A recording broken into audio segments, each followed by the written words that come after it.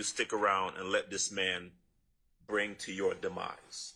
So I'm going to go back to some things I say often. Sounds to me like, it seems to me that this is an easy one, right? The state is going to disagree.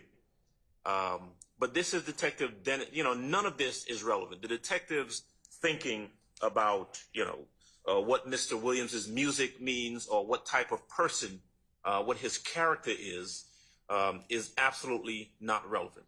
There's nothing that this adds to the case. There's nothing that this adds to any. It's not an item of evidence. It's just the detective's opinion. Wherever he gets his opinion from, whatever he forms that opinion based upon, that's him. But it's not relevant. His opinion is not relevant. It touches upon Mr. Williams's character. It defines Mr. Williams' character in a way that is impermissible. And again, it's not based on any fact or evidence. It's based upon his opinion. And it's a commentary upon Mr. Williams's music and what it means, which again is the detective's opinion that has no relevance whatsoever for the jury's consideration. And so just based upon that, and of course doesn't give any foundation. I guess I'll throw that word in there, foundation for where the detective is getting this opinion, other than just that's what he thinks.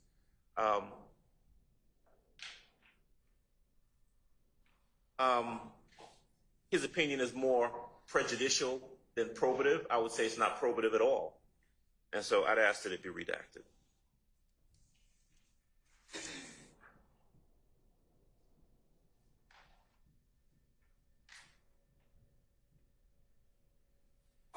Hi, Ms. Hilton.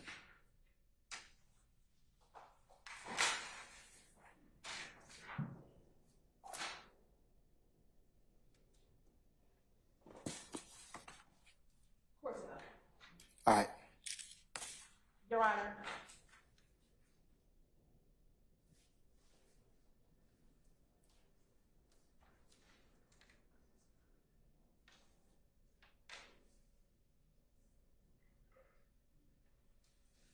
Your Honor, the state will agree that beginning at line 23. Of what page, ma'am? Of page 499 to page 6 of 500. You mean page 6 of 500 or? Page 500, line 6, I'm sorry. So page 499, beginning at line 23, where it says Detective Dennis, exactly, he basically used y'all as his gunners.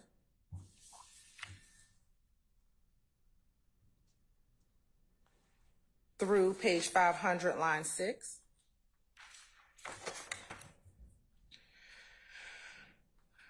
Okay, tell me why you think that I should... the state has no objection to that portion being redacted. Okay, the line 22 of page 499. No, line 23. Line 23 of page 499, so... Yes, through line 6 of page 500. To page 500, line 6. The state has no objection to redacting that portion. Okay, let's talk about the I guess the rest, the from line 14 through 22. Yes, ma'am. Your Honor, in line 14 through 22, detective. Well, let's go a few lines before this. Prior to this particular statement that Mr. Investigator Dennis says, they're still talking about Copeland's kind of concern still about being labeled a snitch, and who, he's in this space of, what do I do? If I tell, then the streets aren't going to like me. If I don't tell, this could happen to me. And what Detective Dennis says to him is, we want this stuff to stop. If y'all were just making music, he says, I like rap music. I like some of Thug's music every now and then. Copeland says, yeah, but that ain't what's going on. That's a fake card, all this other stuff. And then Copeland says, it didn't start until we got with Thug. This line is in direct contradiction to the defense's assertion in opening that the focus of their investigation was all about Young Thug and his music. That we attacked, as the state, as the police officers that we were only focused on using these lyrics and this music, and then we created a case solely based off of the music. And this is in direct contradiction to that. In the course of the investigation, the investigator Dennis, is telling Mr. Copeland, this is not even about the music. Matter of fact, I like some of his music. This is about what has been happening in these streets, what the shootings that have been going back and forth for now, at this point, 6 months, and putting it into that and encouraging Copeland to continue to tell the truth about what has happened. And then Copeland's response to that is, this didn't start until we got with Thug, until he, I believe when the we is him, Demikian, and Shannon, that all of this violent stuff started happening. And it's not just about the music. And so we believe that this is in direct contradiction to the assertion that the police officers were solely focused on music and lyrics in this case, but no, they were focused on stopping crime, and it had nothing to do with the music. So for those reasons, Your Honor, we believe that that portion is relevant. Mr. Adams? So the only thing that's, two things. Number one, I think we all know that what is said in opening and not evidence, questions by the attorneys aimed at getting at a certain point, not evidence. And so what they have to prove in court, they have to prove by way of evidence. What the detective says in this excerpt, and we're talking strictly about line 14 through line 22, this is the detective's opinion on what the music is or is not. So for example, if you look at line 19, when he says, but that ain't what's going on, that's a fake card for all this other stuff. Well, if that's the case, then let's prove it with evidence as opposed to giving the jury the detective's opinion as to what that is.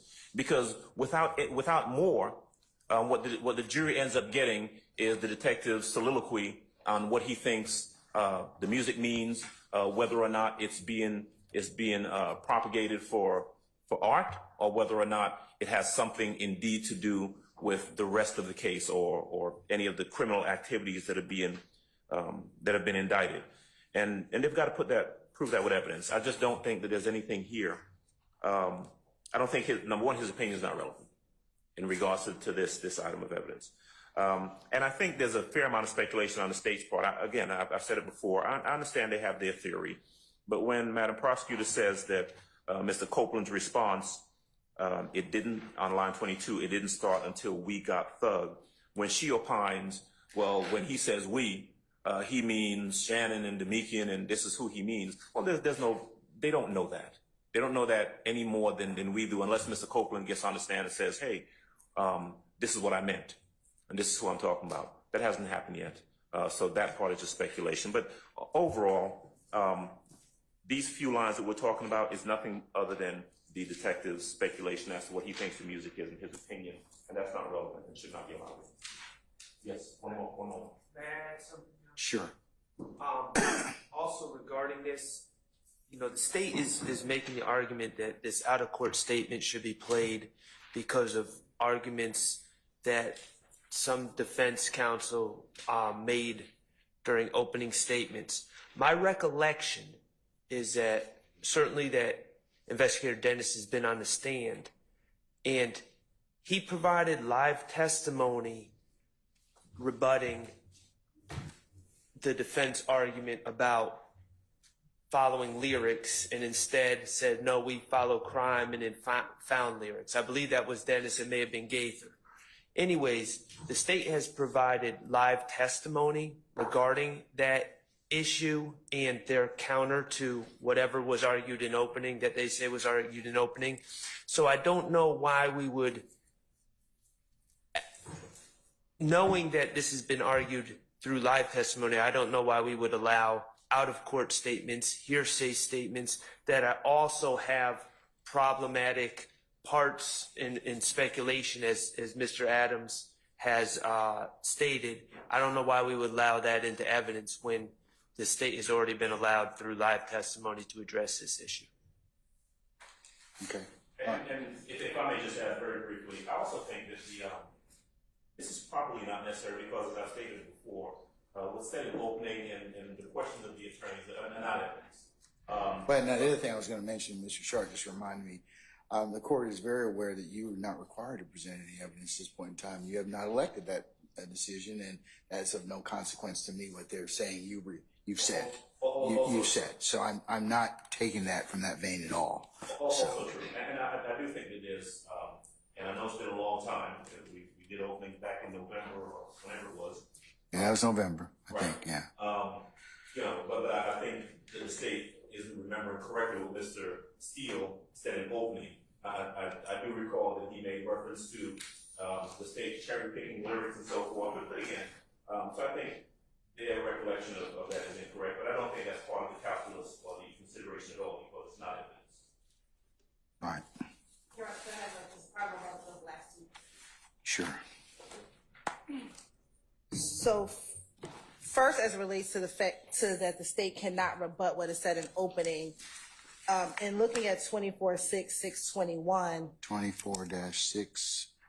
621, which is impeachment by contradiction.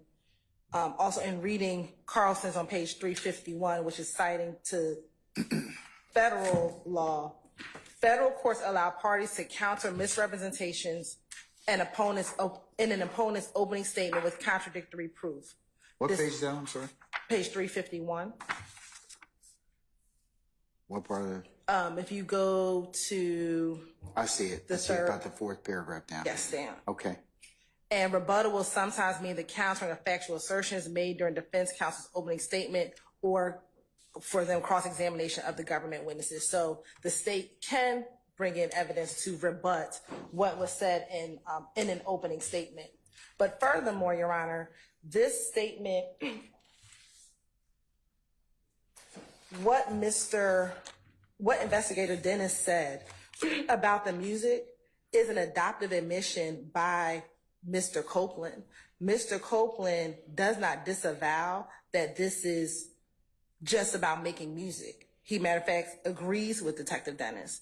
And in court, if you can recall, Your Honor, Mr. Copeland made it seem that YSL is just a music group. Matter of fact, I think he even said the only gang that he associates himself is 372, that he's not even a part of YSL. When I asked him directly, are you a part of YSL, the gang? And he disavowed that. So when you look at what he's testified into court about his disavowment of YSL, that YSL is just a music group, that this is in direct contradiction to that assertion. And he adopts what Detective Dennis says by not disavowing it, not saying, no, it's only about the music. He says, yeah. And matter of fact, he further says it didn't start until we got with Thug. So, Your Honor, for those additional reasons, we believe that this portion, page 499. We got with Thug or we got Thug? That's what this transcript says. We got Thug. I think it says. I think when you listen to the recording, it says until we got with Thug. Let me listen to that portion, please. I just want to listen from about line 14 to line 22. Okay. Yes, Mr. Sharp, you have something else? Well, it just occurs to me that this adoptive admission argument. Don't worry about that. Not only are Don't worry about that. Okay. Okay, don't worry about that. I mean, I'll let you complete your argument if you want, but I'm not convinced it's an adoptive admission, okay? If you're not convinced, All right. good. Okay, all Well, right. let me attempt to convince the court also by just looking at 24-6-621. What it actually says is a witness. Yeah, that's why I'm not convinced, okay? All right. Okay. And Your Honor, so I'll start at page, excuse me, at timestamp 5:44:34. 5:44:33 to about what time? To about 5:44:50. Okay. Hold on.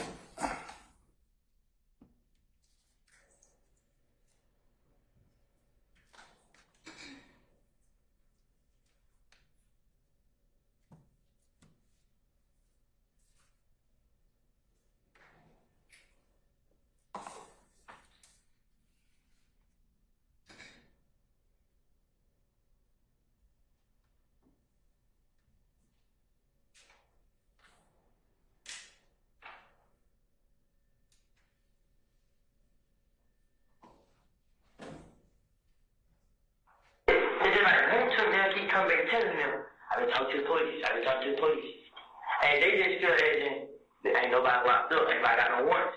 So I went and take that because the truth is, everybody say, I can't just tell that because whatever I know, they get locked up. You know what I'm saying? Right.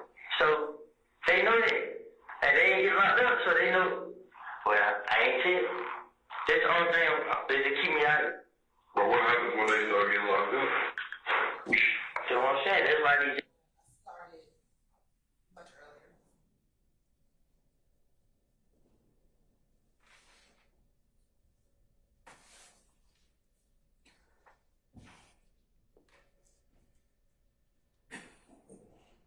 I'm going to restart at 5:44. I know. You want to know, we want the stuff to stop. If y'all was just making music, I like rap music. I like some thug music every now and then. Yeah. But that ain't what's going on. That's a fake card for fueling all this other stuff. It didn't start, so we got to do it. Exactly. Yeah. One more time, please. Christina?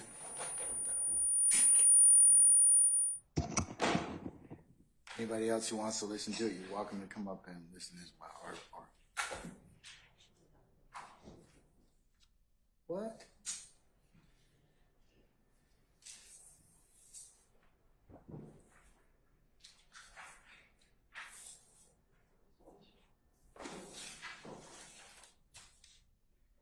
Ready on? Not yet. Not yet. I'm almost ready.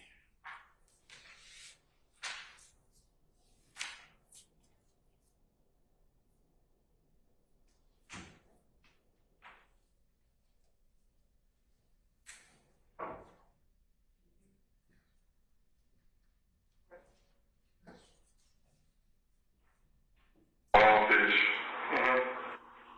That's not to insult you. That's being real. Like, I know. you want to know, we want the stuff to stop. If y'all was just making music, I like rap music. I like some thug music every now and then. Yeah. But that ain't what's going on. That's a fake card for fueling all this other stuff. It didn't start, so we got to do it. Exactly. Yeah. Okay.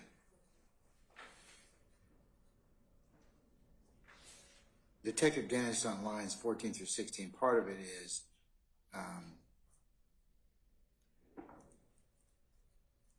I like some of Thug's music now and then, or to that effect. It's not if he has any. And then on line 22 of 499, it does say it didn't start till we got with Thug. But what does that mean? I don't know. I'm just listening to it. Okay, so Jenny, you want to listen to it as well? I mean, I'll give you the opportunity. Give the opportunity to do so. I don't disagree that what's in the transcript is It's not quite accurate. It's close in regards to that particular portion of what Detective Den starts off with. Okay.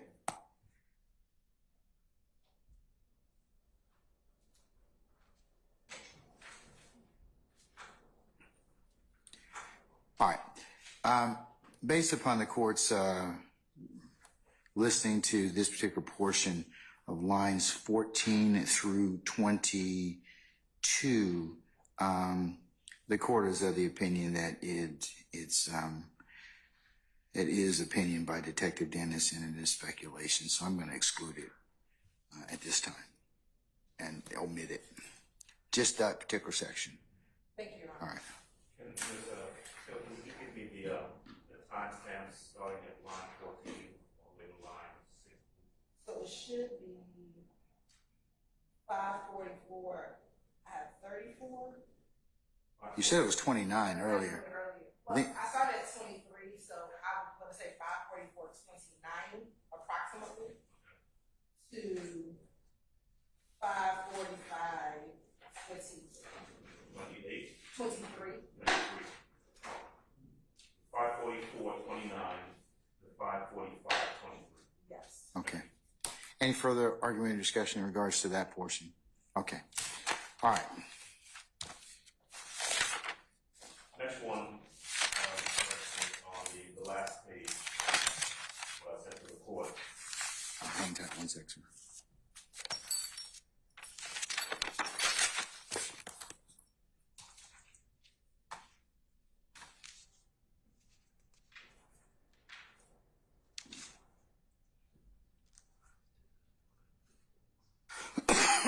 All right, sir, I'm with you. Yes, sir. Is it 523? Yes, 510, line 4 to page 511, line 3. Okay, 510, page, line 4. Yes, sir, to page 511, line 3. Okay. There's a conversation between the detective and Mr. Copeland. Essentially what they're doing is they're talking about who to go after first.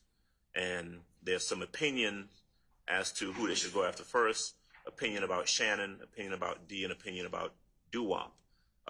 In relevant part, I'm going to just kind of read through from line 4. Detective Thorpe is speaking, and he says, so let me ask you this. Of all them, I think he said clowns. Of all them clowns you just named, who do you think the first person I should go after? Mr. Copeland responds, to lock up or to talk to? Talk to. I would say Doo-Wop, but if you go after him first, they're going to have a feeling somebody told. You feel me? That's an opinion. Detective Thorpe, so who do you think I should go after first? Mr. Copeland says, B, truth be told, I want to say Shannon. You feel me? Because when he said this indiscernible, I think it says got locked up. Because when we got locked up, Shannon looked like he wanted to tell. You know what I mean? Tell on them. Again, an opinion, speculation on the part of Mr. Copeland. Detective 1, yeah, but that was years ago. How you feel about little D? Like, since D was the one that supposedly wasn't shooting, but he came and told you, Ms. Copeland says, D thinks he's hard. That's his opinion. Detective 1, so he probably wouldn't just because he thinks he's hard. Mr. Copeland says, right. When I gave him your number and then y'all let me go, I was looking at him like, damn, D, like he the one, he knows I gave him your number, bruh. You ain't have to go tell everybody. Detective says, right. Mr. Copeland says, you know what I'm saying? Like he indiscernible on me. That's a little further. It's, I think it stops at line 3. But it's clear that whole colloquy from the previous page, 510 to 511, is all a matter of speculation. You know, what the detective is asking Mr. Copeland as to who they should go after first, either to talk to or to arrest, there's no way that there's any relevance to that. Mr. Copeland's opinion, speculation as to who might talk or who might not, regardless of what he knows about those individuals, is in fact speculation, it's opinion, and it's not relevant. So my objection to that colloquy on that page and a few lines would be that it is improper speculation, impermissible speculation, and irrelevant opinion, and it should be redacted. It simply has no relevance whatsoever. All right, sir. State. Yes, Your Honor, this is very relevant. Again, the defense's theory about this case is that they didn't do any investigation. They didn't do anything. All they did was take what Copeland said and ran with it. And what this shows is that the detectives were trying to speak to other individuals in order to corroborate what Copeland told them. And so they are asking Mr. Copeland his lay opinion on who out of these individuals he should talk to. So I know we keep throwing around the word speculation and opinion, but a lay witness can give their opinion if that opinion is rationally based on the perception of the witness, which is 24-7-701.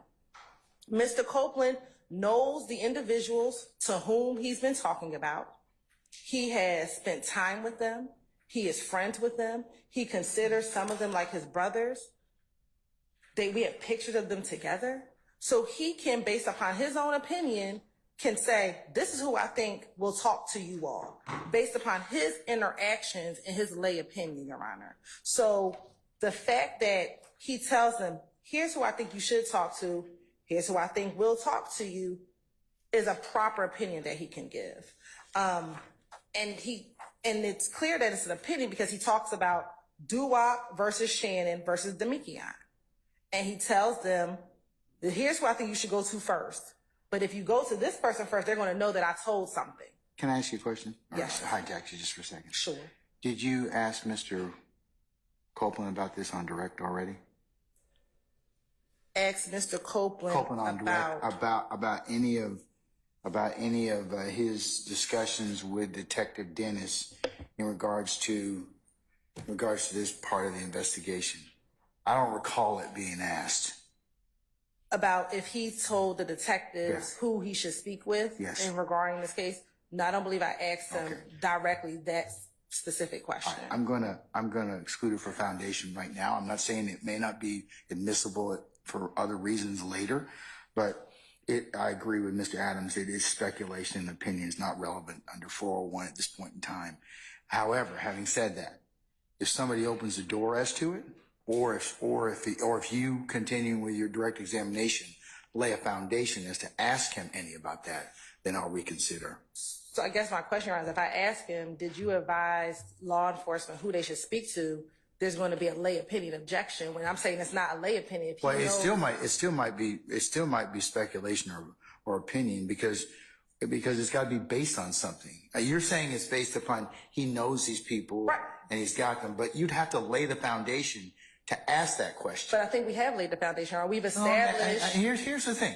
I don't think you get covered because he says, I don't recall or I don't remember. I think you still got it, as I mentioned to you yesterday. With all due respect, you still got it since you haven't asked him about it yet. It wouldn't be proper to just play this. However, if you can lay the foundation based upon the argument you just told me, I'll certainly consider it at that point. And I guess I want clarity because I think we've laid the foundation that he would have a proper basis to give a lay opinion. I don't know we believe that. I need to, again, if you lay foundation as to a lay opinion, I might be able to rule upon it. I don't know whether or not that will carry the day or not, but it depends on on how you ask Mr. Copeland those questions and his response. Like I told you, I'm not saying that it may not be, but not right now. All right. So I'm gonna exclude that for the time being for foundation, but in the arguments of Mr. Adams. And like I said, I'll come back to it if you remind me at the appropriate time, and we'll look at it. Okay? Yes. All right. And, Can I get the timestamp? yes. That is going to be 5:54:22 5:54:22 through 5:55:19. 5:55:19. All right. Any further discussion? Okay. The last one, Judge, is page 512, line 18, to page 517, line 19. And Your Honor, based on your previous ruling, I think that this covers that same area about who they should speak to. So, given your current ruling, Okay. the state will just address it at that. Let me have the time. Let's have the time markings as well. So that will be excluded for foundation as well at this time. At this time. And that was going to be the same one. Okay. All right. Timestamp, please. 5:56:18 5:56:18 through 6 o'clock in 3 seconds. So what is that? 6:00. 6:00. Okay. All right. That's it, Judge. That's all that we have on behalf of Mr. Williams. Okay. Before I return to Mr. Sharp for the two ones that we may have, and I think I asked the state about those. So let me get to that place and let me get to it.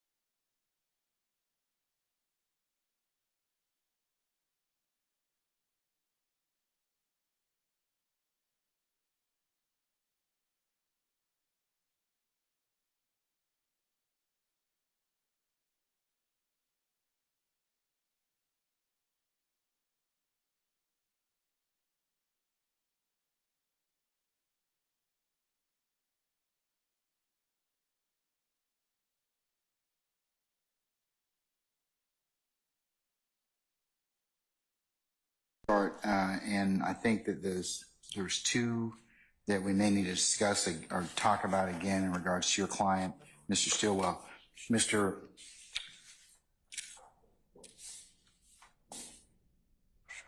Weinstein, anything else in regards to June 10th interview? All right.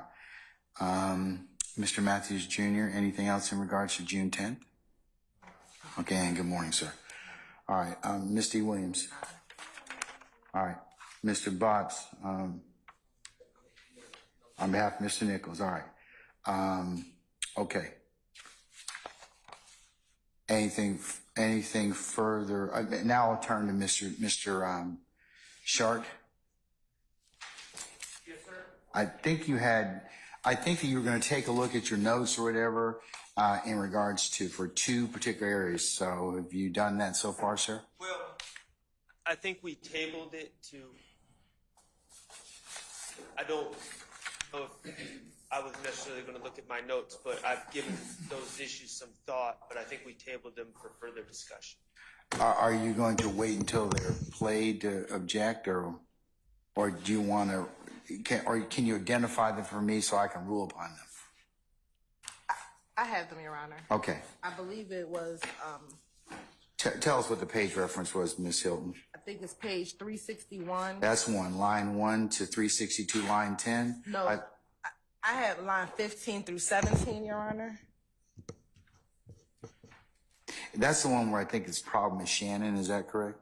Yes, and I believe the court wanted me to go back and listen to and determine if I asked questions. Yes. And, all right, that was one, okay. And did you review that, madam? Yes, Your Honor, and that's consistent with the portion of the transcript that I just recounted in the argument with Mr. Adams about when Shannon got into the vehicle. Again, Mr. Copeland's current version of facts on the stand is that Shannon got into the vehicle with him and little D at the McDonald's. All right, let me take a look at that right quick again.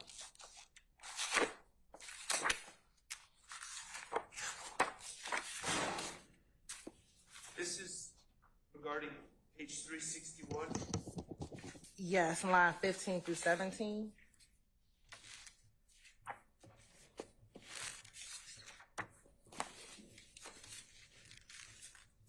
And I believe the portion that's at issue is where he says Shannon shot Nut is what the court wanted to hear if I had asked him questions about the murder of Donovan Thomas.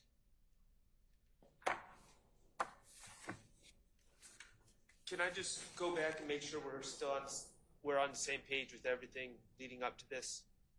Because, Your Honor, I know what Ms. Hilton's speaking of, but I also had in my notes 361 through 10. So can I just confirm? 361 line 1 through 362 line 10? 361 line 10 to 362 line 10. Okay, I originally had line 1. All right, so, okay. So 361 line 1 through 12, we'll say, the state has agreed that that's coming out. Is that correct? No. Okay, so all of this is in dispute, right? No. From what you gave us originally, the only thing that was in dispute was Shannon shot up Lil Wayne's tour bus, Shannon shot Nut, Shannon does whatever Thug says. On my list, it says page 361, line 1 to 362, line 10. All right, so is the state agreeing to a portion of this to be redacted, or what are you saying? The only portion that we agreed to be redacted is on line 16, Shannon shot up that tour bus. Okay. Line 16, and that's on page what, madam? Page 361. All right, and it says the specific sentence is Shannon shot up that tour bus. And I believe, Your Honor, on Monday, you were holding off ruling to determine whether or not I had asked Mr. Copeland about the murder of Donovan Thomas. And you wanted me to confirm with Madam Court Reporter that I did ask Mr. Copeland while on the stand about the night of Donovan Thomas's murder. All right. Specifically, what did you ask him? Because I do recall you did ask him about that, but remember, consistent with my earlier statements, that what exactly did you? Because this particular, let me just kind of.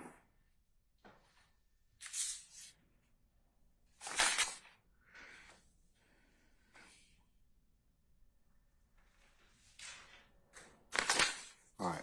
Yes. So, do you mind if I keep my seat, Your Honor? Yes, ma'am. You can keep your seat just as long as you speak into the microphone. That's fine. Yes.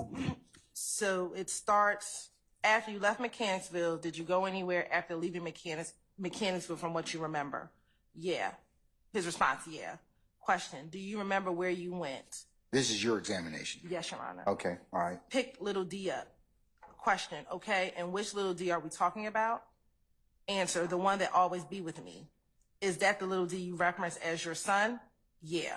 Okay, do you remember where you picked little D up? Where did you pick little D up at? Answer, at McDonald's. Where was the McDonald's? On Cleveland Avenue. And when you got to the McDonald's on Cleveland Avenue, was there anyone else with little D? Answer, just him and Shannon. Anybody else? Just him. It says have Shannon, but just him have Shannon.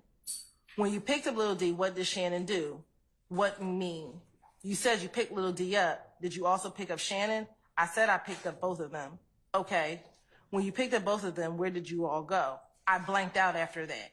You blanked out after that? Why did you blank out? Because they were saying that I got a phone call saying I did something. Do you remember who called you? Yes. Who? Muntsunk. And do you recall how he called you? Did he call you on FaceTime or did he call you on the phone? I don't know. He asked me what I got going on or if I heard what happened or what. I don't know what he said. I just know he said that. I mean, people saying I killed Nut and he was calling me.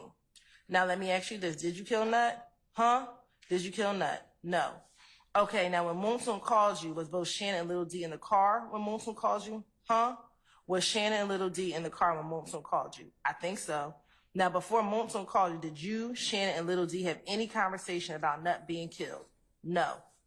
Now, after you got off the phone with Moonsoon, did you and Shannon and Little D go anywhere? Huh? You said you were on the phone with Moonsoon in the car. I blanked out. Like, I know I ended up in a whole lot of places. Every time I looked around, I was somewhere different. Okay, later that evening, as we talked earlier, did you go to the police department? No. That night that you learned about Nut's death, Moonsoon called you. At any point, did you go to the police department? Oh, yeah. And then I believe at that point, Mr. Steele may have objected. And then I go into, on the morning of January 11th, did you ever speak with police? There was another objection. I asked the question again on the morning of January 11th, did you ever speak with police about Nut being killed? The police called me. Did you go to the police department? Same objection. Did you go to the police department, speak to the police? Yeah, I think. I asked them, how did you get to the police department? I dropped him off. By who Moonsoon got me, I ain't for sure. I can't recall.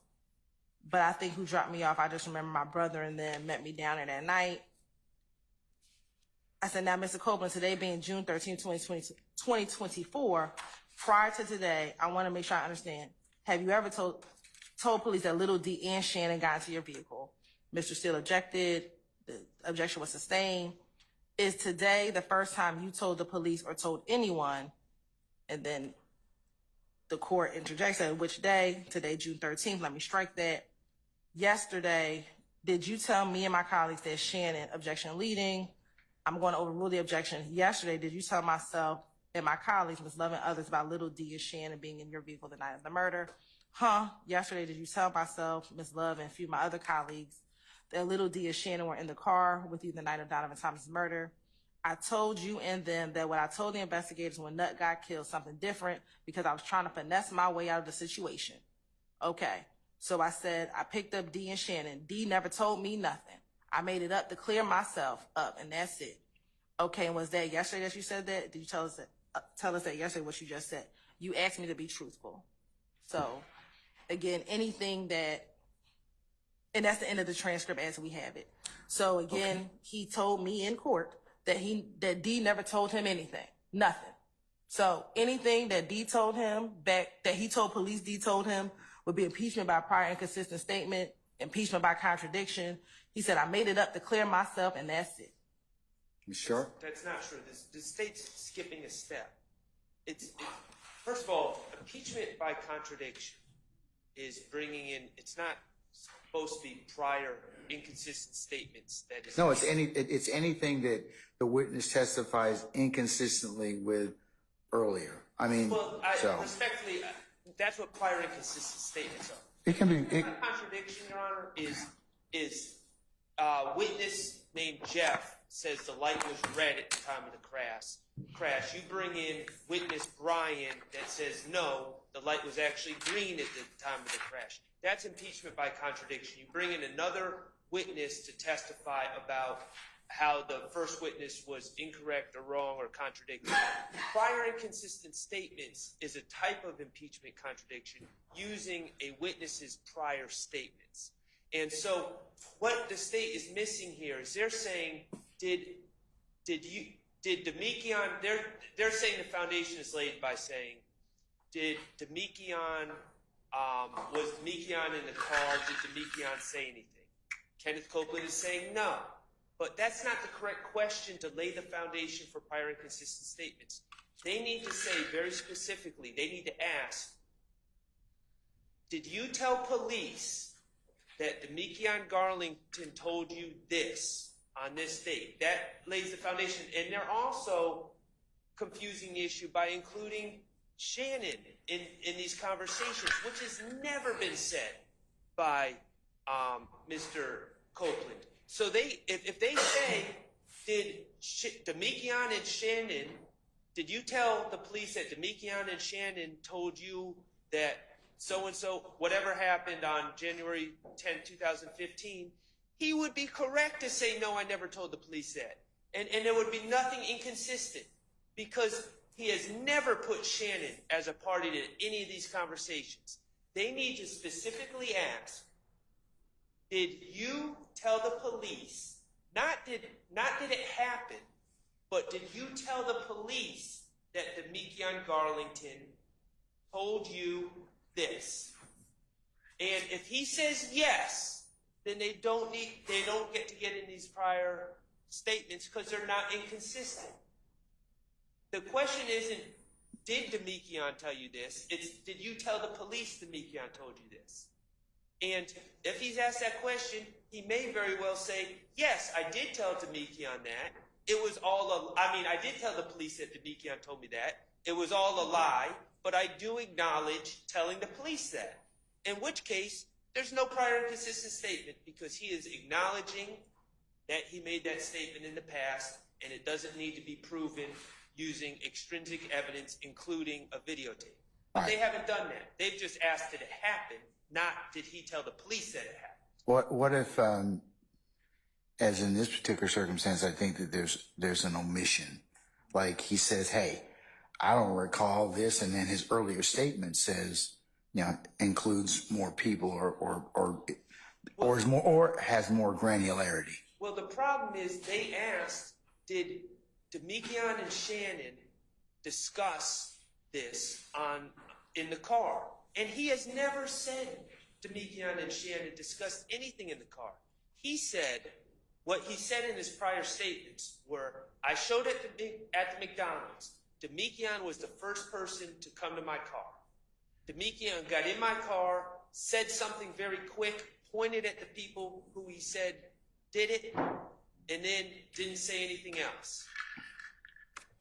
That's what he said. He never said Shannon Stillwell was in a car discussing anything. And the reason he never said it because Shannon Stillwell was never in a car discussing anything. So he need to be very specific about what they're saying he said in the past. And if he owns that prior statement, then this doesn't get in. All right. You're right, but that's the point, Your Honor. We agree. He never told the police that Shannon was in the car. So he is contradicted by what he told the police previously. And he said, and I don't have to ask him again, His answer was, I told you and them that what I told investigators when Nut got killed, something different because I was trying to finesse my way out of the situation. He has already admitted right there that what I said to the detectives in 2015 is a lie. It's not true. I finessed my way. And it's inconsistent with what he is now saying in what he said back then. So that's a prior inconsistent statement. Furthermore, to address what Mr. Shar just said about extrinsic evidence, when it comes to impeachment by contradiction, impeachment by contradiction occurs when a party offers evidence to prove that a fact to which a witness testified is not true. And it can be done by extrinsic evidence. The recording is the extrinsic evidence that we can bring in to show that what he said in court is not true. This is the extrinsic evidence. It does not have to be another person. The law does not say you have to bring in another witness. I can bring in extrinsic evidence. That is the recording of him in the interview room telling the police what he said. All right. Mr. Shard, I'm gonna admit or allow the state to play that particular portion from page 361, line 10 through 362, line 10, as impeachment by contradiction. I'll give you a over defense objection. I'll give you a continuing objection as to that, sir. Minus the... Oh, of course, minus the 361, line 16, Shannon shot up that tour bus. Well, That will be excluded. what about... Before you go on, can you give me the time reference, madam? Time, video and audio time. So for the portion that is out is 3:29:37 to 3:29:39. Okay. And the balance is from what time to what time, exclusive of those, at that time period? So it'll start from 3:29:20 through 3:29. It will probably stop at 36 to make sure that we do not get into Okay. the middle part, and then it will pick back up again at 3:29:49. All right. Mr. Short, anything, you were going to mention something else, sir? And I understand your ruling as it applies. I respectfully disagree, do not waive any Sure. objections, but I understand what you're saying about he shot the gun and killed Nut. I don't understand how, on the theory of impeachment by contradiction or prior inconsistent statement, how this part gets it. Thug, this is Kenneth Copeland. Man, whatever thugs say to these ends, Shannon will do it, man. Every time Thug say something, Shannon do it. Like now, if they want to get into the Bloody J thing again, I don't think he's denied anything with the Bloody J. I don't think he's testified to anything different about the Bloody J. He said Bloody J was beaten up. So I say that and beat him up. So those statements, I get what the state's arguing about the killed Nut. But those other statements, they're just bad character, generalizations, not inconsistent with anything he's testified to on the stand, not inconsistent with anything that he's been confronted with on the stand. It's the respectfully, it's the conversation in the car that the jury decides whether or not they believe it or not, whether or not the version that they believe was the one that was done on the 10th of January of 2015, or on the stand on or about June the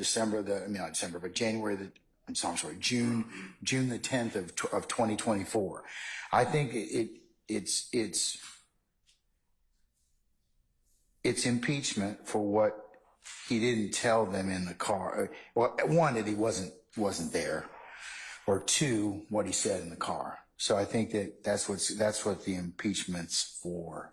But when he says, like, man, whatever thugs say to these ends, Shannon will do it, man. Every time thugs say something, Shannon do it. That's not anything that was discussed in a car. State. Your Honor, so two things as to relate to that portion. We have charged Mr. Williams with a leadership charge. So this directly goes to the fact that anything that the leader says, Shannon does. So that directly addresses the leadership charge that we have charged Mr. Williams with in this indictment. Furthermore, Your Honor, again, when Mr. Copeland has said everything that I told investigators regarding the night of the murder, regarding anything I told them, I was telling them anything to finesse my way out of going to jail. This would be in contradiction to it because he's saying that's a lie. Now, if the court would like, and I have no objection to asking him specifically, does Shannon do anything that Mr. Williams says, and then playing this portion, I have no objection to doing that.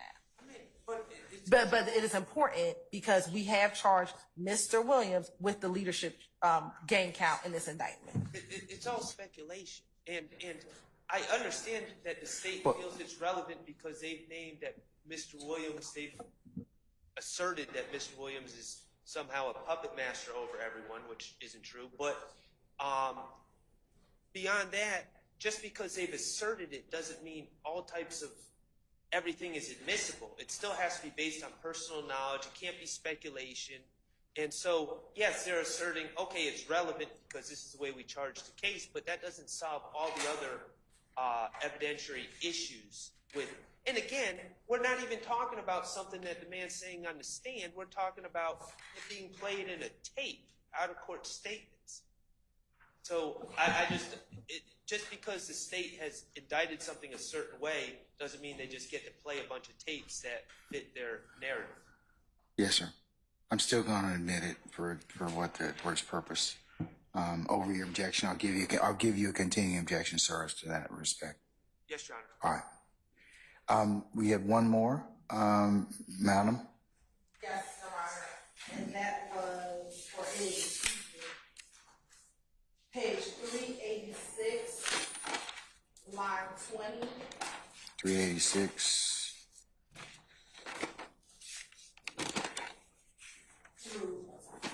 Hold on one second. Let me see if I can find it.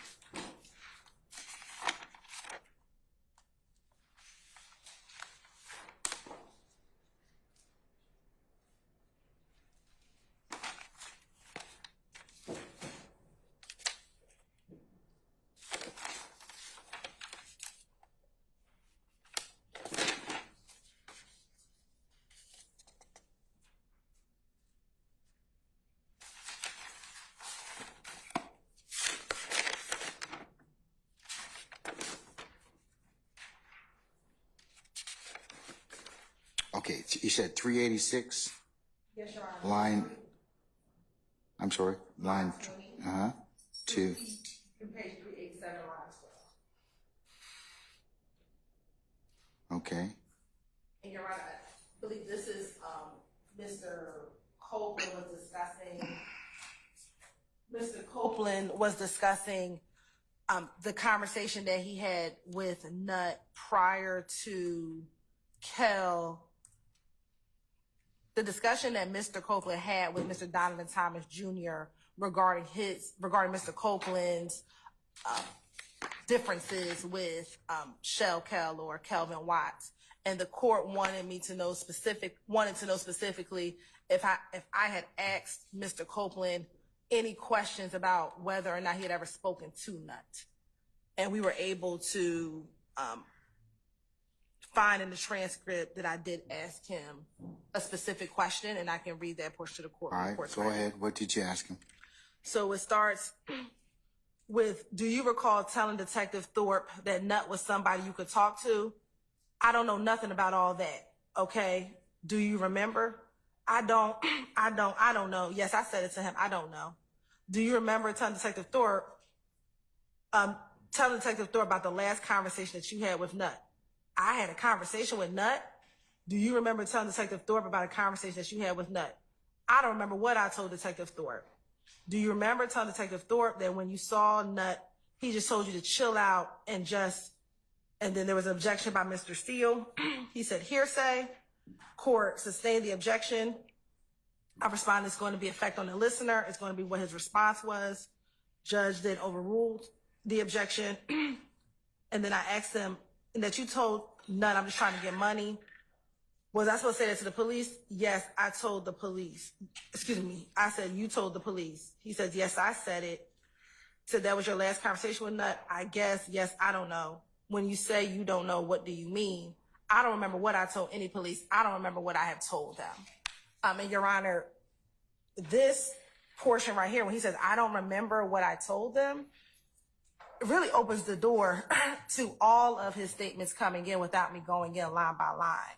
However, you know, the state has gone back, but the case that I cited to the court yesterday, which I think was the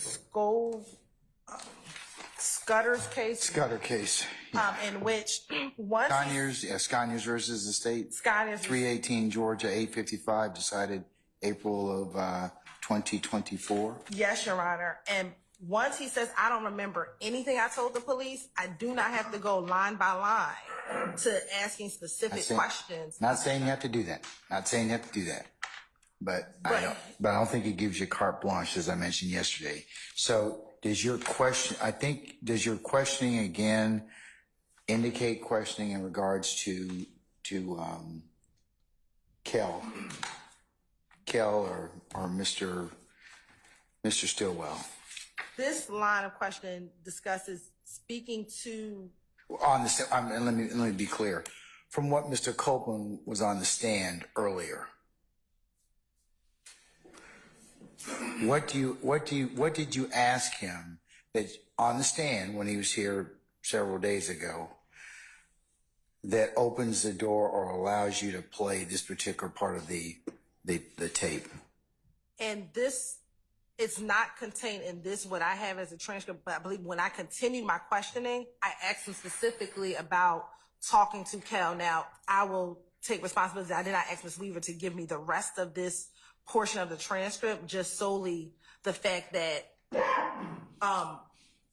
why don't I defer on it again until you, and so that'll be an outstanding one. You just need we will hold that. Can I just clarify? We'll hold that until the transcript is at least a little bit more readily available. Can I clarify our stance, though, just so? I'm sorry? Can I clarify our stance to kind of crystallize the issue? In terms of what, sir? Well, the state is asserting that they've established a foundation to get into either impeachment by contradiction or prior inconsistent statements. Well, not yet, Mr. Sharp. I'm going to defer on that until I hear whether or not they have in fact asked enough for me to even entertain this particular set part of the transcript. That's what they're asserting. But just because they ask about something. No. I agree with you. Okay, at this point. Well, I need to hear the statement first that was asked on the stand to make that determination. So that's why I'm saying let's defer it until that time, because I need to first hear what was asked, hear what his response allegedly was, and then determine whether or not it falls within an acceptable, if it does, exception for me to authorize them to play it. Yes, sir. Okay? All right, so just remind me, I'm going to hold that, okay? All right. All right, counsels, is there anything else in respect to any of the interviews involving Mr. Copeland as it pertains to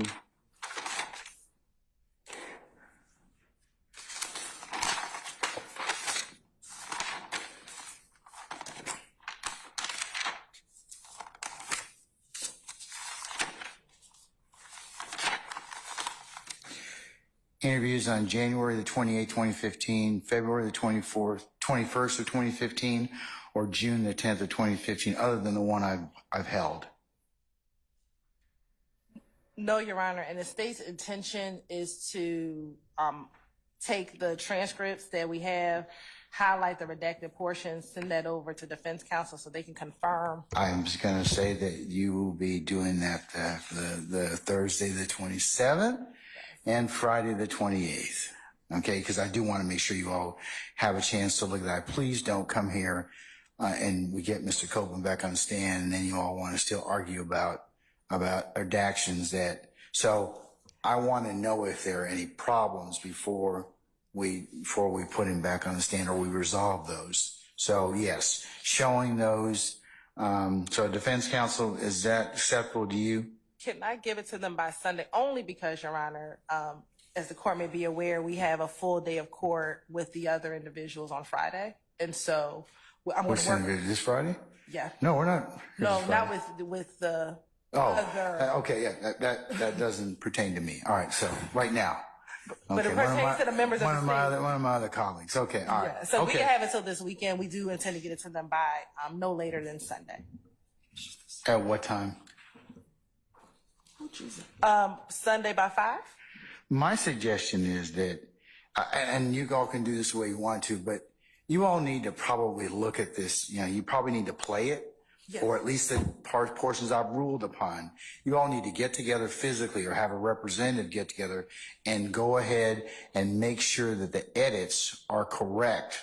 Because what I don't want to do is play things that are outside the bounds of what we talked about, and then there to be objections and problems. So can I get somebody's commitment to do that? And if so, when are you going to do that?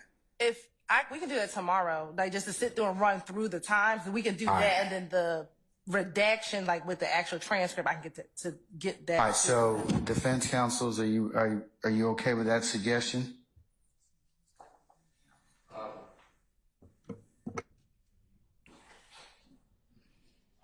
Well, who's going to, all right.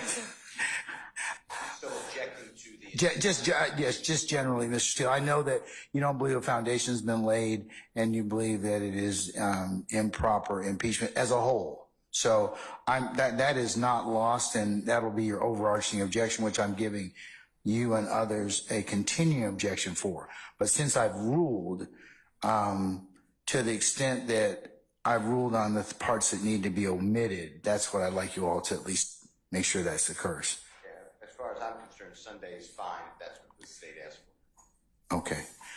Is that for the transcript, or are you all going to actually physically get together and look at the video and audio to make sure it matches?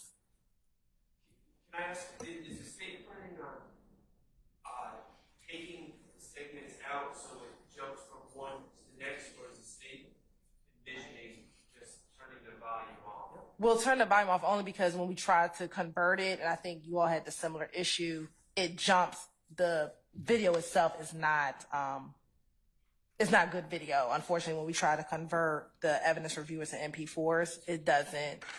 It's not good video. Okay. To do that. So we plan to play and stop. Now we can, if defense counsel on their own wants to verify the times, and then we can verify the times, just make sure that the times are consistent. We can do that as well. If they would do that on their own and they can just forward us the times, we can do that as well. But we're open to whatever way to make sure that we don't have any issues. Okay. And Mr. Steele, you said or Ms. Sharp?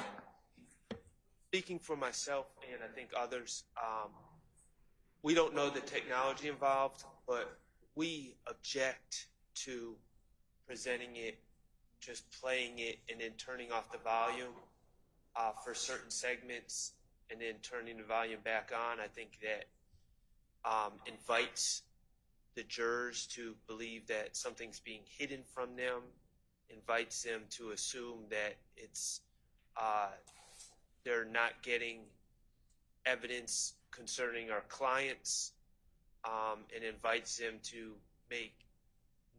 draw negative inferences from that. So we would object to just turning off the volume and letting the video play. I'm not sure about the technological challenges. Someone that's smarter than me, I'm sure, can find a way around that, but that's our stance. Right, I think the court will instruct the jurors that they are only to consider admissible evidence. And so what the court has ruled or deems that portions are not admissible, or that the state doesn't intend to play it. And there are portions that the state doesn't intend to play that defense counsel may or may not play. And so if we redact portions and make it seem as if there's one interview, the jury may get confused if there's a portion that the state redacted that now becomes a part of evidence when the defense decides to play portions if they choose to play it. Now, we've already been doing this in this method. This has not changed. It's nothing different than what we've already been doing. Okay. Mr. Shard, I've noted your objection for the purposes of redaction. I'll just, at this point in time, given what we've done earlier and the challenges that we've had, we'll just turn the sound off at that particular period. And we'll do the best we can with that. All right, anything else? Okay, as it pertains to those 3 interviews. Okay, as Mr. Weinstein's got that look again, we're gonna go ahead and recess for a break and for lunch. Let's come back, councils, at about, let's just say 1:15, and we can go ahead at that point in time and take up the jail calls that Ms. Hilton has, we'll identify the email, take up the jail calls that she plans, or that the state plans to play at this point in time. And we'll see where the day leads us at that point, okay? All right, I'll see y'all at 1:15, all right? We're in recess.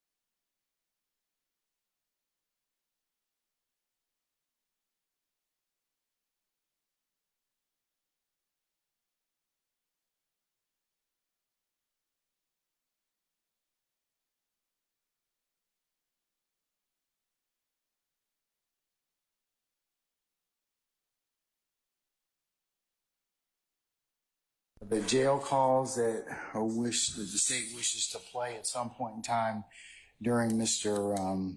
Copeland's examination. I'm going to include as the next court exhibit in order the email sent from Ms. Hilton to all of you on Tuesday, June 25th at 7:54 p.m. All right, so Ms. Hilton, from your email, it looks like that there are 5 calls that you initially provided 11 calls, but these are the 5 calls that you are definitely going to play, and the other 6 may become relevant at a later time. And you say during your email, these do not cover jail calls that you intend to introduce to other witnesses later in the trial. So these are just the ones most immediate that you believe you're going to use to continue with your examination with Mr. Copeland. Is that correct? Yes, Your Honor. Okay. All right. So given that backdrop, I think the first one that you indicate that you are going to play is you have it marked as Index 58, March 11, 2015 at 19:27, and it goes from 00 to about 15 minutes and 30 seconds. Is that about right? Yes, Your Honor. At this juncture, we haven't heard any objections from the defense. Well, first, let me find out. Do we have any spokesman, or do you want me to ask each individual defendant?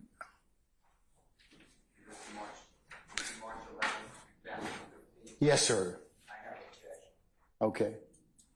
It's approximately 14 to 20. Of Index 1, I'm using Ms. Hilton's email for purposes of this discussion. And Your Honor, it will be State's Exhibit 401. I was going to ask you that Yankee. next. Okay, it'll be State's 401 Yankee. Yes, Your Honor.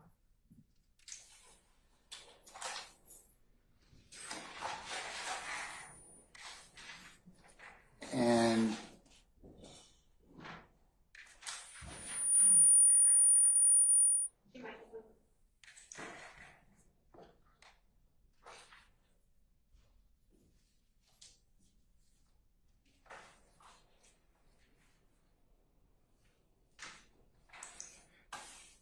Mr. Steele, what's the part that you have an objection to?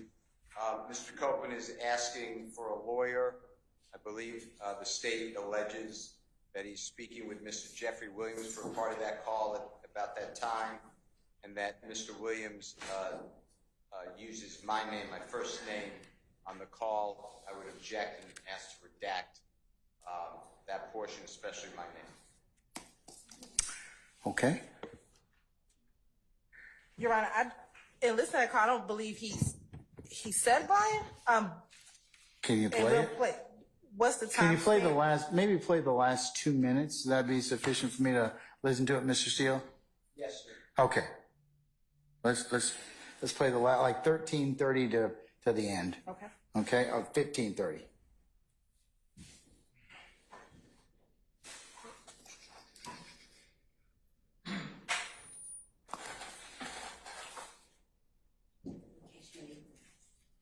Oh, thank you. Thank you. Oh, sorry. That's not the right one.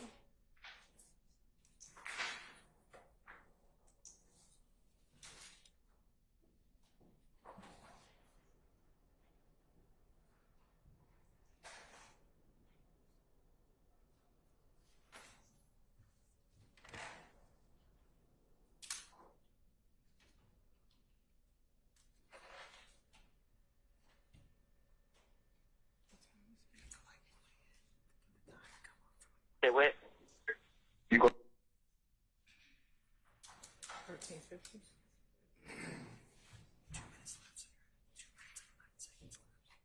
Okay. Look in your eyes. Yeah, they say. You're right, we're gonna start at 13:30 or 13:33 now. The police, them jump on me. I see Nick crazy, man. Man, whoever has so many problems, and whoever in the jail, all that jumping, that's Bush ain't that, man.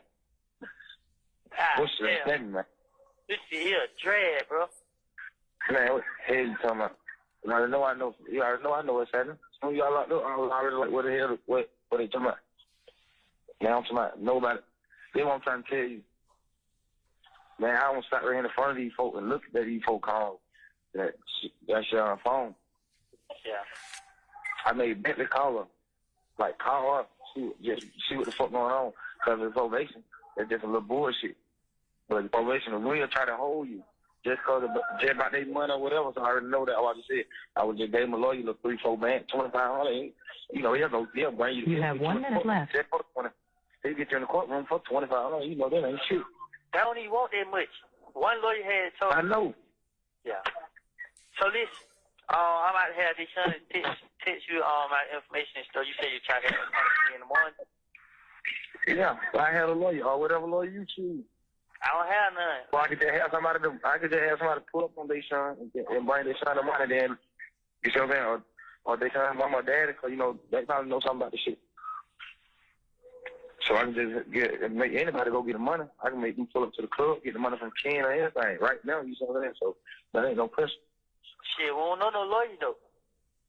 Yeah, that's what I'm saying. You know my lawyer. So you? I know mine. I ain't got the number. Hit him. You just tell him.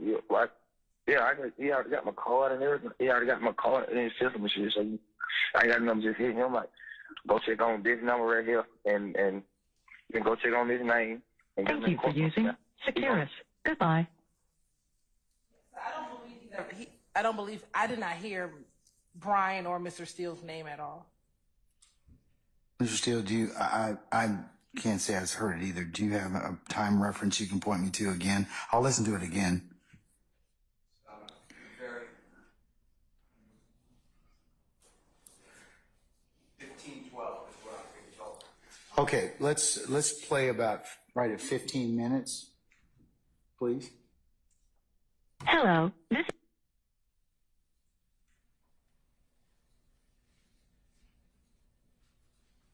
Oh. Chris, can I listen to this? Okay, all right. Counsel, I'm going to listen to it through the ear audio system. You're welcome to listen to it as well again. It's going to start at 15:04. Go to the club, get the money from Ken or anything right now. You see what I'm saying? So that ain't no pressure. Shit, we don't know no lawyer though. Yeah, that's what I'm saying. You know my lawyer. So you? I know mine. I ain't got the number. Hit him. Just tell him. Yeah, he already got my card and everything. He already got my card and his system and shit. So I ain't got the number. Just hit him. Like, you can stop it. It go does check on this number right here, Brian. and go check. So. You're right. That's fine. We can stop it right before that portion. All right. Mr. Steele, any further? They're going to edit. They're going to not play that. I do hear your name. At least what's represented to be Brian. So that will be excluded. Do you have any? Does anybody else have any specific objections as to any other period of that call from 000 to 15? About 15 minutes, 10 seconds, or thereafter.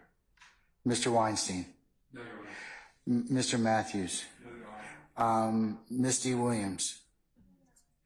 All right. Mr. Botts on behalf of Mr. Nichols. All right. Mr. Shart. No, Your Honor. Okay. Anything further, Mr. Steele? In regards to that section. Not the part that you just ordered to be staged or not played. It's not going to be played. I want to be clear that we're not just playing his name, but the fact he says, you know my lawyer, and we'll stop where it says, before it says Brian. And then we'll play after that as well. All right. I don't know the relevance. And then it gets cut off. So I'm objecting to that. To the relevance of, you know my lawyer. Yeah. Or that part of the tape? What difference does that make? Okay. State? We believe that as a part of the RICO conspiracy, the fact that the leader is offering up his lawyer to pay for another co-conspirator to gang to get out of jail is relevant information. Who it is, that's fine. But the fact that he's offering up his lawyer for another co-conspirator is relevant. Mr. Steele, anything else? Yes, it was a conversation that got cut off.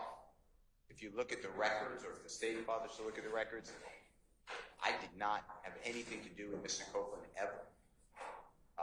I don't know who represented Mr. Copeland, so I believe that it is irrelevant. It's just a conversation that was then cut off, so you don't get the entirety of the thought. So I do believe, if they're going to argue, they being the state's going to argue, oh, Mr. Williams is going to use his personal lawyer.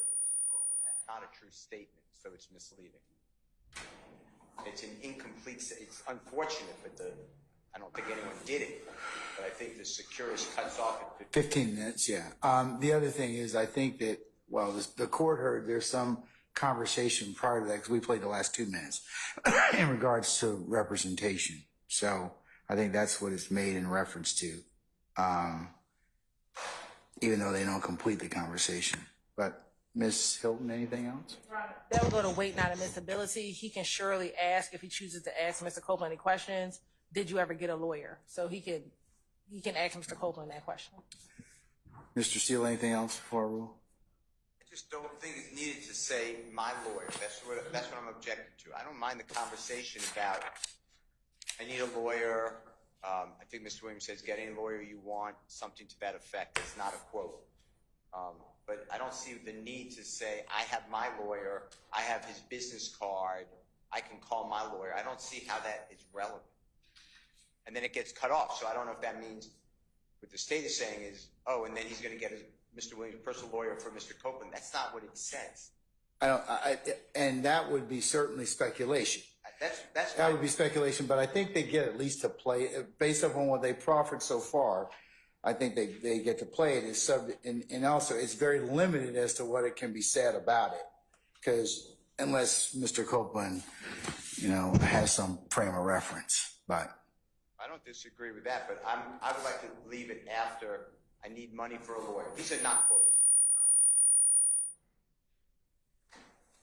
But, they're discussing, I need money for a lawyer. I don't know any lawyer. A statement is made, well, get any lawyer you want, and then just end it there, rather than I have my own lawyer and I have him on Rolodex, or whatever I don't think Rolodex would use, but whatever those terms are, at that point I would end it. That's my request to the court. I also object. Let me see if the state has any further issues to that. Your Honor, relevant evidence is any evidence that tends to prove an issue. We believe that the fact that the leader of the gang is offering up his lawyer to his co-conspirator is relevant for this jury to determine whether or not there is a RICO gang conspiracy. And so we believe that is relevant, because the argument is relevant. It also comes in because it's a party opponent admission. This is the defendant, Williams, telling Mr. Copeland that I will provide. He said, specifically what Mr. Copeland says is, I don't know any lawyers. And he said, you can call my lawyer, is what he actually says. So I think reading it in context, he's saying, okay, you don't know any, but I'll provide mine, or you can potentially use mine. Whether or not he used him or not, that is a question that can be asked of Mr. Copeland. But the fact that he was willing to offer up the lawyer is what is important, not the result of it. All right. Sir. I think this is a very bad point in our community if we are now going to say offering to get someone a lawyer is part of a RICO conspiracy. This is a probation revocation case on supposed non-compliance with community service. I know you haven't heard the whole. I haven't, sir. But that's what the recording before we started at 13:30. That's what it's about. Mr. Copeland says, and it basically mirrors what he said on the witness stand. He said, the police had me locked up.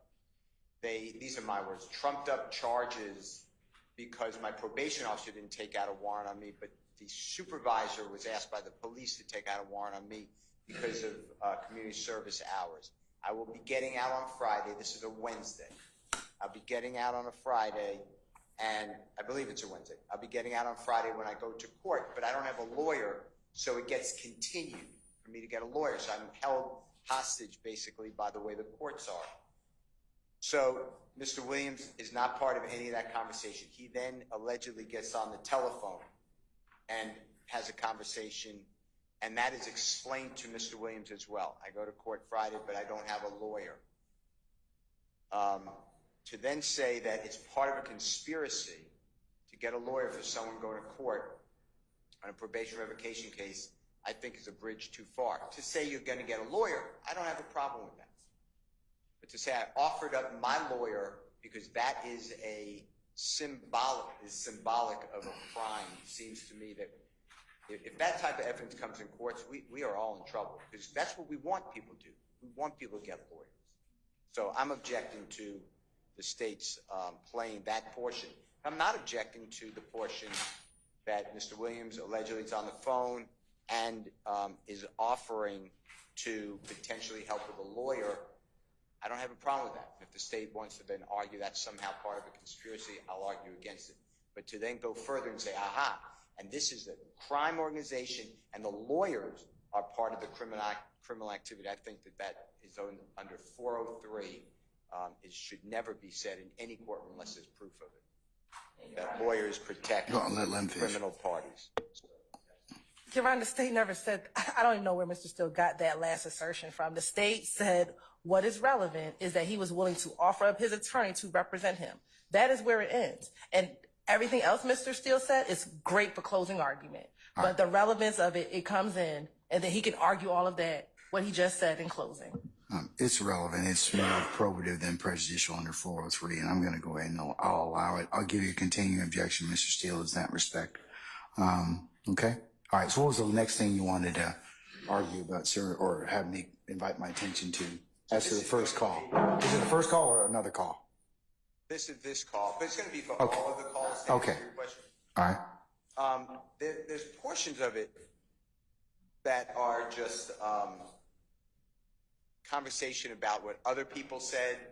I'm just using an example. Val, V-A-L, said that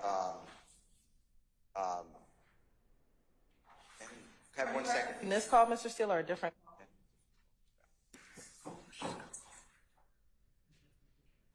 Oh, I'm sorry. I don't. Your Honor, if you could ask, are we addressing the March 11th call? I was gonna ask him for that clarification myself. Mr. Steele said it was this call and other calls, but he's making for example, and I think he mentions Val at that point in time, but I wanted to find out, is Val on the first call, second call? I think this June 10th call, which may be the second call.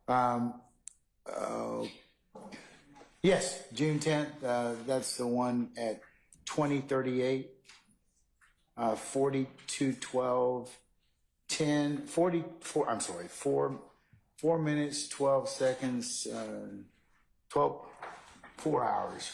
Is it 4? Is it hours, minutes? It's 4 minutes and 12 seconds to 11 minutes and 10 seconds. Okay, thank you. But so can we just either close out or finish the March 11th so we can All right. remain consistent?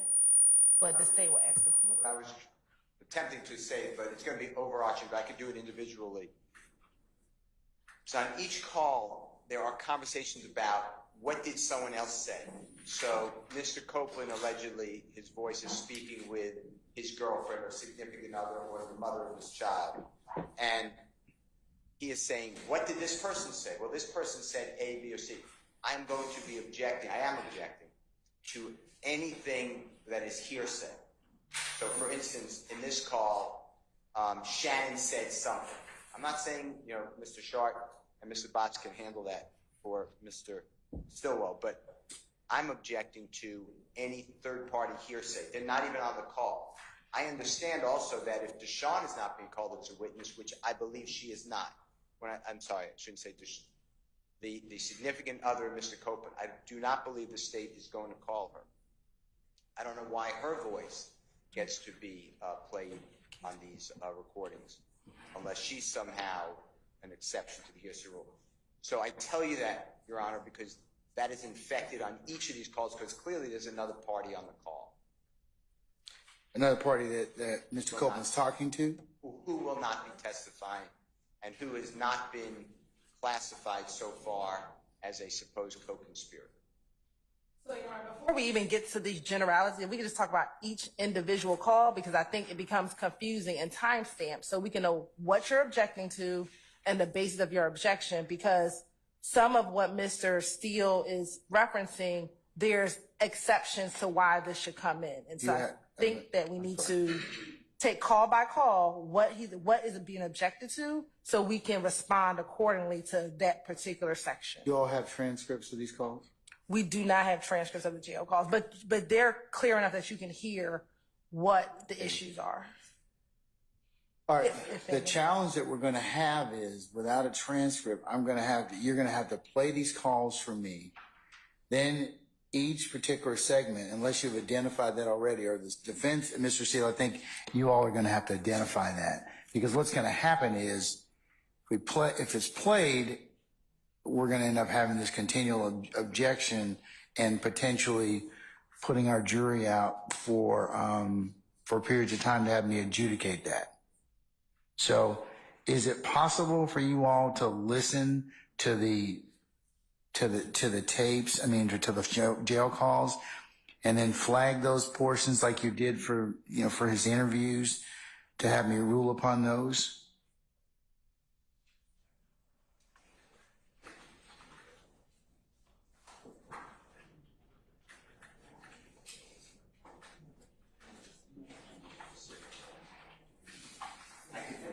Because I understand what you're saying, Mr. Steele. It's a valid point. But what I don't want to do is, I want to minimize the disruption in front of the jury. So if we have agreement, then, or if you need to just object, I'll say as earlier noted. So, yes, I think that would be a much better way to potentially present this. I could have that. I didn't write down the timestamps, but I could do that. So flag using the timestamp. Yes. And then you could tell me, for example, to go to, 12 minutes and 15 seconds, it's hearsay, it's not within any exception, or it's speculation, or, whatever. And I'll let the state respond, and I can rule, kind of similar to what I did with the audio videotape interviews. If that's the case, I think that would probably be a better use of our time. And again, Your Honor, the portions that we sent an email yesterday are the portions we intend to play. So there's only 2 calls that we intend to play the entirety of it, but the other calls we've broken down specifically the areas that we think are relevant. And so, okay, the first call is like 15 minutes. So only the first and the 5th call are the full 15 minutes. The calls are 15 minutes. So only the first and the 5th, we intend to play the full calls. However, calls 2. Is that the June 10th call at 2038? Yes, Your Honor. So in the June 10th call, the only portions we intend to play is 4:12 through 11:10, and then picking back up again at 11:45 through 15:26. All right. And then for June 13th, the only portions we intend to play is 00 through 6:05. That's still a fair amount of time, though. It is. So they definitely are, but I just want to make sure that they're not listening to the whole tape and saying, I want to just keep the guides of what we intend to play, so defense knows the parameters that we intend to play when they're reviewing it to determine to determine what they're objecting to. Okay.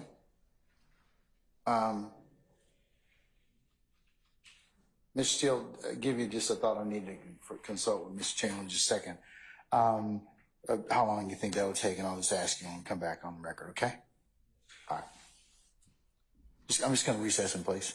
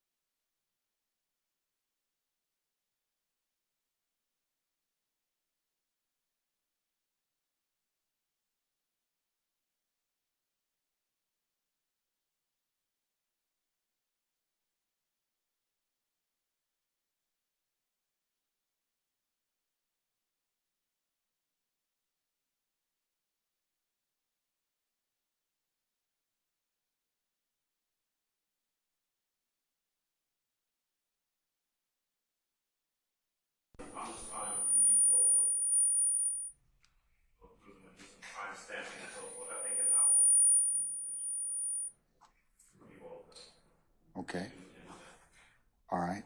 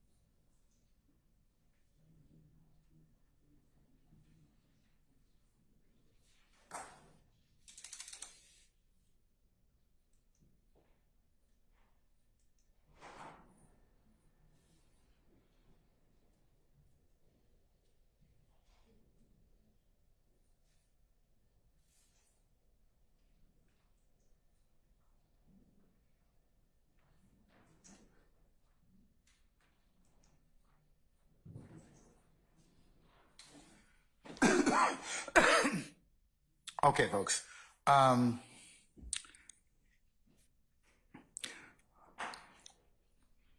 just direct Mr. Adams and Mr. Steele. You all go ahead and do that at this point in time, and then send what you feel you must to the state, and then we'll take it up either Monday the 1st of July or Tuesday the 2nd of July. As part, we left the Tuesday open anyways, the 2nd, to complete whatever was not done. So I think that we could probably handle that fairly comfortably on that morning of the 2nd, Tuesday the 2nd. That's fine. I think we're kind of ahead of the schedule that we Set? We're ahead of where we thought we would be anyway. That's fine. Okay. All right. So let's just plan on taking that up Tuesday morning, the 2nd of July, when we start court. And we'll start probably 9:30 for an anticipated 10 o'clock start time. And we'll handle just the jail calls. Okay. When will the defense have those objections to us? If we can have them today, would be great. But well, Mr. Adams said it'll be done in an hour. But do you all think you could get it done in the next hour or so? I mean, because I'm gonna probably leave in probably about an hour. But tell me where you all are. Would it be an impingement on anybody if we got it in writing by tomorrow morning? Would that be okay? If it's not, that's perfectly fine. That's fine, Mr. Steele. Let's say by noon tomorrow. Would that be sufficient? no problem. Yes. Okay. All right. Okay. So we'll take those up on Tuesday, July the 2nd, 10 a.m.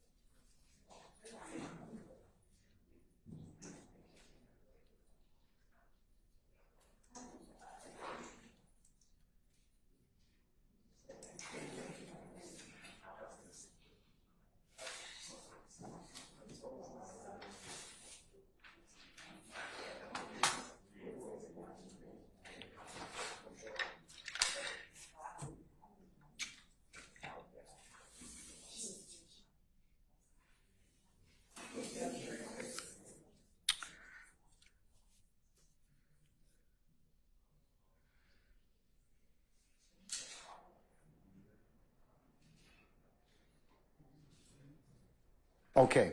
Anything else we need to take up at this point in time? Nothing from the station. Anything from the defendants? No, sir. Okay. Monday, the 1st of July. As I mentioned earlier, we'll bring your clients over. They'll be here. I'd ask counsel to meet 8F jury room for Monday at 9 o'clock. All right? Yes, Your Honor. For the in-camera review.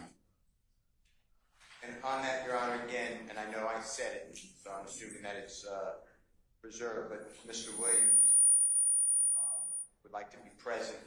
Yeah, you told me that already. Do you have any additional case law other than the United States 6th and Georgia's 6th Amendments? Georgia's Article 1, Section 1, Paragraph 12. I believe Mr. Williams, I need him there to review. I assume we're getting a transcript. I don't know if that's what... I'll cover that on Monday. Mr. Williams will be brought over, but the part that you all are here just for in camera, that's attorneys, because of the privilege potential that is that may be discussed, or no, I said not discussed, identified, and you all as lawyers are of course subject to the rules of professional responsibility. Third parties are your clients, and other people are not. Okay, well, I oppose that objection. And sir, if I have anything else, I will certainly reconsider that. But at this point in time, for that particular purpose, until we get through the in-camera review, when the transcript is reviewed, the court's intention is to review everything for for Brady and/or impeachment. And then I will flag all those, and then anything else that you all wished for me to consider, you can mark, and then we can have a discussion about that. Okay, and I'd like it done in open court as well, in Mr. Williams' presence, of course, and in open court. Okay, I don't think he can do, until I identify it, Mr. Steele, and make rulings on it, he doesn't have the right to be present. You're the person that's present for him at that point in time, because it covers privilege. It's just like if you had defects records, okay? You and Mr. Williams could not come to my chambers and review those records. You could, but he can't. Now, once I've ruled upon those, of course, I will copy whatever periods of the transcript, portions of the transcript that I believe are appropriate, and I will make other rulings in regards to sealing that particular portions which are not for any other review, and then you can take that to Mr. Williams, and all of you can talk about that. I understand. I just... I know you've made an objection as to that, as to your client's presence, but for the privilege or for the in-camera review, he doesn't have the right to be there. I respectfully disagree, but... I understand that we are in disagreement, but I'd also like to then wage what I said was an open courtroom. I believe that it should be done in open court as well, and that's under Article 1 and... Okay. The first in the... I understand that. I agree with you about the open court. I understand about the open courtroom. I agree with you about the respective constitutional provisions. I disagree with you about the in-camera. That doesn't apply to an open courtroom. The in-camera review of these records. So we'll just, like I said, if you got some case law, you got something for me to consider, I'll certainly look at it. But at this point, that's what my ruling will be in terms of your client's collectively presence. However, like I said, once the court makes those determinations as to which things are to be released to you, and I copy those transcripts for you, those portions or the transcript for you, then your clients will be here, and you may take those portions and discuss those with your clients. Okay, and then we will have the rest of whatever we have in open court. Okay? Understand the ruling. Okay. All right. Like I said, if you have some case law you want me to look at something, I'll certainly look at it. But that's... I believe that under United States and Georgia Constitution and Presley, it's a voir dire issue, but I believe this should all be done in open court, not in a closed courtroom or closed chambers. jury room. You are correct about anything else, but when you deal with when you're dealing with a matter of privilege and or depending upon the type of records you're reviewing, not everybody gets to see those. And that's where we disagree. That's not an open proceeding. That's a closed proceeding to decide whether or not what's going to be released. Again, I'm going to release to you what the court believes falls within the acceptable range categories of release. It may be the entire transcript. It might be portions of that transcript, but I'm going to listen to your argument about that. That you don't get an open courtroom for, because I have to make a determination of whether or not first you get it and then whether or not what basis you get it for. Then once I release that, I make a ruling which can certainly be reviewed at some point in time. Then I'm going to seal the rest of the record. I'm going to seal that particular ex parte because it will have some issues of attorney-client privilege. So that's why, or else I give you the entire transcript. It would be fine for me, but I think that that's the issue. If an attorney-client privilege conversation was captured by the court reporter on a transcript with the court present, it can't be attorney-client privilege. Well, that's for another body to resolve, not me. And you'll have to first decide whether or not those conversations were had. So once you take a look at the transcript, then we can have the conversation again, because that will affect whether I seal it or not. That's fine. I'm just continuing. I voiced it, so I think it's preserved. But I think you've said it now 3 times. I think you've gotten your point across. But again, I'm going to tell you again, if you've got a case which says your clients can be present, I'll be more than happy to listen to you. I really will. Well, my case is every case, but Penn, P-E-N-N-I-E versus State, Sammons, S-A-M-M-O-N-S versus State, Ward, W-A, Wade, W-A-D-E versus State, 1852. But the bottom line is, and they all say the same thing, at any critical stage of the proceedings, the criminally accused has a right to be present. I'm raising under federal as well as state constitution. I'm also raising an open courtroom, not a closed courtroom, under the right to public trial. I understand that, sir, and I'll take a look at the cases you've cited, and that is part of what the court has to rule upon, whether or not it was in fact, or whether or not somebody else will rule upon, not me, I should say, whether or not it's a critical stage. But let me get through the review of the in-camera review first, and then we can have some other conversations. Okay? No, I understand how it works. I just object. You're overruling it. I'm just okay. All right. Thank you. State, you'll be able to as well join for those of you that were in there as well. I believe Ms. Hilton and Ms. Love for that same review. Okay. Thank you. All right. Okay. All right, folks. I'll see you on Monday. All right.